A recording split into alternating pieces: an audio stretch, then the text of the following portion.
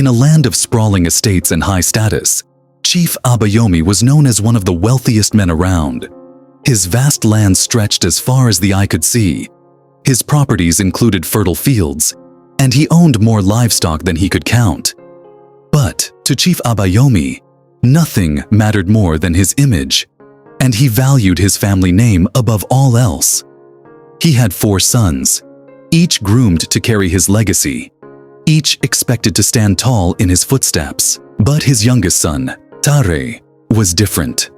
Tare was born with a limp, a condition that set him apart from his brothers. The way he walked made him seem small and fragile-looking, a stark contrast to the towering, confident figures of his brothers. Chief Abayomi could barely look at Tare without feeling anger and embarrassment. To him, Tare's appearance was a flaw that could ruin his family's honor, a deformity that cast a shadow over his pride. As Tare grew, Chief Abayomi's shame intensified. He became colder and harsher toward Tare, shunning him from family gatherings and excluding him from activities that involved their noble peers. Tare spent his days isolated, the sadness in his eyes masked by a quiet resilience that only he understood. But the chief's pride soon reached a breaking point. He decided that Tare could no longer be a part of his family.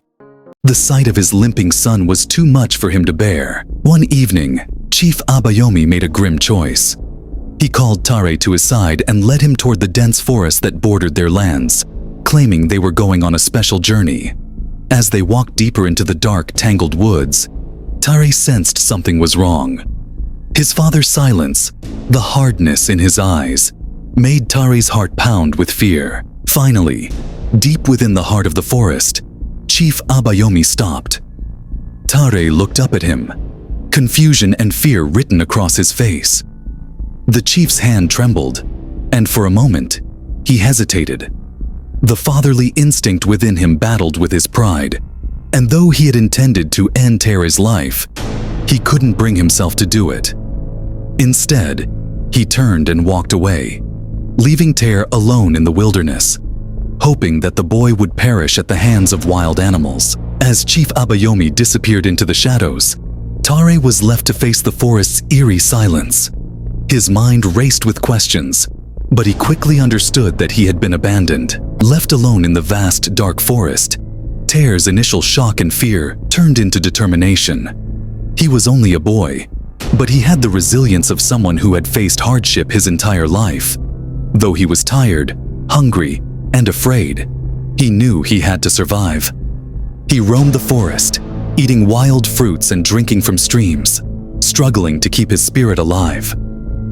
Days later, after endless wandering, Tare emerged from the dense trees to find himself on the edge of a small, quiet village.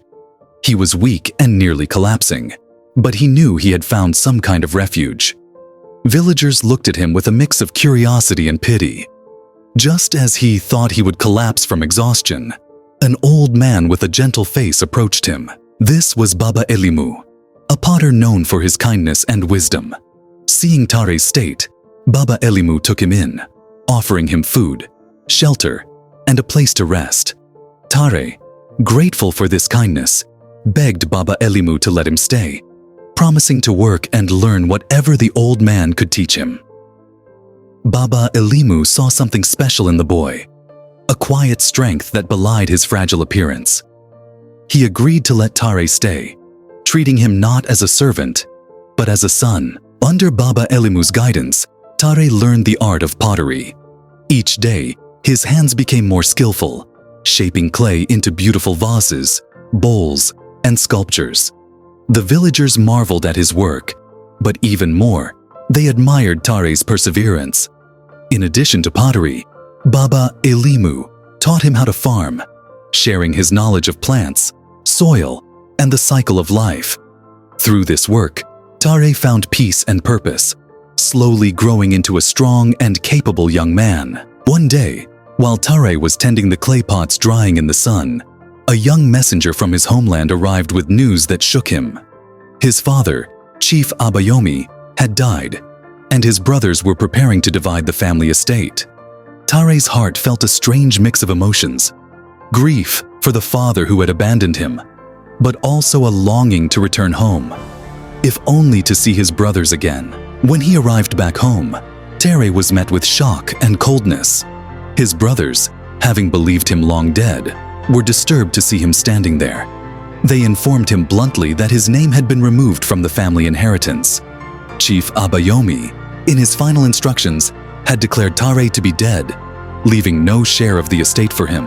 Heartbroken, Tare stood quietly as his brothers listed the properties and wealth they were each taking. The only thing left was a barren piece of land on the outskirts of a distant village, an undesirable plot no one wanted. With no other choice, Tare accepted it. When he returned to Baba Elimu, he explained what had happened, and together they made a plan to make the most of the land. They tilled the soil, planted seeds, and built a small farmhouse. It was hard work, but Tare found purpose in it, pouring his energy into the land. Months passed, and Tare had made a small farm out of the once barren land. Early one morning, as he was working the fields, a group of researchers from the Ministry of Natural Resources arrived. They informed Tare that they had discovered rich gold deposits buried beneath his land, a find that could make him a wealthy man. The government offered Tare an enormous sum in exchange for the land rights, promising him royalties and a partnership that would secure his future. Tare's life changed overnight. The poor, limping boy who had been abandoned was now a millionaire, a figure of great respect in his community. But Tare's newfound wealth didn't make him forget his struggles. Instead, it inspired him to help others. He established a charity to support orphans, children with disabilities, and those who had been shunned or neglected, giving them hope and opportunities that he had once been denied. The village admired him not for his wealth, but for his kindness and humility. Word of Tare's success quickly spread, reaching his family. His brothers, who had inherited their father's wealth, found themselves struggling. Their once great estates were falling apart due to poor management, and they were haunted by the memory of the brother they had rejected. Guilt weighed heavily on them, and eventually, they swallowed their pride and traveled to meet Tare. When they arrived, they were surprised by the man they saw before them, a successful, respected figure surrounded by a community that loved him. Expecting resentment, they instead found Tare welcoming them with kindness. He treated them with respect, allowing them to see the person he had become, shaped not by wealth, but by compassion, strength, and resilience. Surrounded by Baba Elimu, his new father, and a community he had nurtured, Tare's life was complete. He had found happiness not in the inheritance that was denied him, but in the strength and purpose he had gained. As he looked upon his brothers, humbled and remorseful, Tare felt only peace. His story had come full circle, ending not in anger or revenge, but in the fulfillment of a life well lived.